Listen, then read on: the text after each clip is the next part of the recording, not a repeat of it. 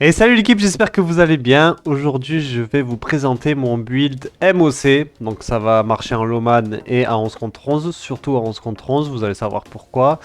Merci pour vraiment vos retours sur la première vidéo. Vous m'avez beaucoup demandé si je pouvais faire MOC, BU, DC, MDC. Donc je vais essayer de tous les faire, bien sûr. Ça va prendre un peu de temps, mais ce sera toujours avec plaisir. Donc on perd pas plus de temps, c'est parti les mecs.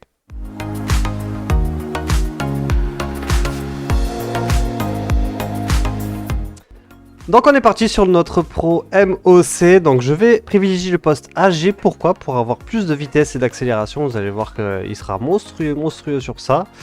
Ça permet notamment d'avoir des meilleurs dribbles, donc une meilleure agilité, ce qui est encore une fois obligatoire par rapport au poste MOC je dis. Donc on met le poste AG pour être MOC parce qu'en termes de rapport qualité physique, dribble et vitesse, c'est le mieux à avoir. On va perdre en passe mais du coup on va améliorer ces attributs là. Pour la taille, on arrive à 1m73. Donc pourquoi 1m73? Ça permet encore une fois le meilleur rapport physique et vitesse. On privilégie toujours la vitesse. Mais si vous jouez en 11 contre 11 notamment, vous avez besoin de force, de puissance pour pouvoir garder le balle au pied si les défenseurs arrivent derrière vous. Parce que si vous baissez cet attribut là, vous allez être très faible en physique. Et le défenseur va arriver sur vous, mettre un petit rond. Et c'est terminé pour vous. Niveau physique sur ce FIFA là, c'est hyper important. Donc on va pouvoir lutter pour ces ballons et les garder notamment, donc c'est super important à MOC. En poids j'ai mis que 54 kg, pourquoi? Pour avoir la meilleure accélération possible. Si j'augmente je vais gagner en vitesse, mais je pense qu'en MOC le meilleur attribut à avoir c'est l'accélération pour vite demander les ballons, faire des petits décalages de vitesse pour démarquer sur une petite passe. Donc le meilleur à avoir c'est l'accélération pour moi, donc je vais privilégier ce 54 kg. Pour ce qui concerne les attributs, donc on va privilégier l'archétype puissance ici, donc ça c'est si vous êtes niveau 100. À la fin de la vidéo, je vais vous dire quel attribut mettre si vous n'êtes pas niveau 100, donc ne vous inquiétez pas sur ça. Mais si vous êtes niveau 100, il faut le mettre pour pouvoir lutter, comme je vous ai dit tout à l'heure, les défenseurs qui vont arriver dans votre dos, pour pas que votre joueur tombe ou se fasse ramasser le ballon facilement. Ici on met bien les deux attributs pour avoir le maximum de réactivité. Si vous perdez le ballon, il va vite être dessus votre joueur. Ou s'il y a une balle un peu compliquée, il va pouvoir la prendre et réagir directement, plus rapidement. Donc vraiment c'est un attribut vraiment sous-coté pour moi. Donc il faut le maxer, 95, on pourrait le mettre à 99 si on le mettrait ici. On aurait en bas réactivité plus 4. Mais je préfère garder les points d'atout pour le reste. Donc 2-2 ici et 2-2 ici avec l'archétype puissance. En défense, on met rien du tout, ça va être le défaut du pro, mais forcément il en faut un. En dribble, on max absolument tout et encore une fois, regardez cette agilité 96, c'est excellent. Je pense qu'on peut pas faire mieux, peut-être 98 sur certains pros, mais pour moi 96 c'est le maximum que j'ai pu voir. Avec l'archétype maestro ici, j'ai enlevé cet attribut de dribble parce que je considère que 96 c'est amplement suffisant, il y aura peu de différence avec 98 et ça nous permet de gratter 3 petits points importants qu'on mettra en tir, vous verrez par la suite. L'équilibre, on passe par la gauche encore une fois, on ne les met pas parce qu'on a déjà 87 et l'équilibre est pas si important je pense en club pro. Donc gratter 3 points ici c'est important. Si vous êtes 5 étoiles geste technique, vous driblez beaucoup.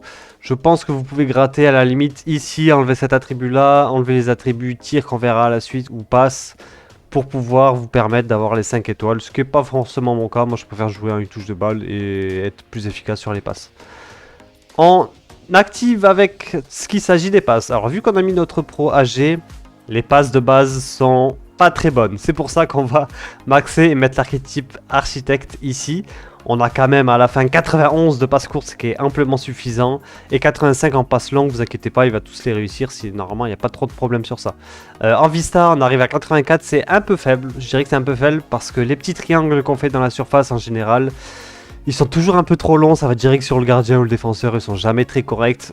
Ça, je pense que au moins 3 passes sur 4 vont passer en triangle dans la surface avec ce 84 en Vista. Je pense que c'est correct. C'est pas exceptionnel, mais c'est archi correct. Et 91 en passe courte, et votre pro va pas rater une seule passe. C'est pour ça que je me permets de pas mettre ces deux attributs-là.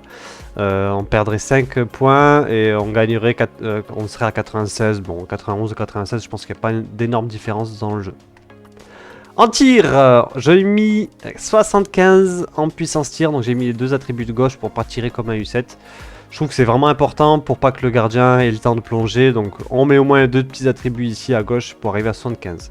Ici on a mis l'archétype finition, mais j'ai mis surtout les tirs de loin parce que je pense qu'à MOC on est souvent devant la surface. Et pour débloquer une situation, il faut qu'on soit capable de tirer de loin, donc on arrive à 82, ce qui n'est pas exceptionnel, mais ce qui fait quand même le taf. Si vous voulez tenter les frappes, ça peut rentrer sans souci, je pense.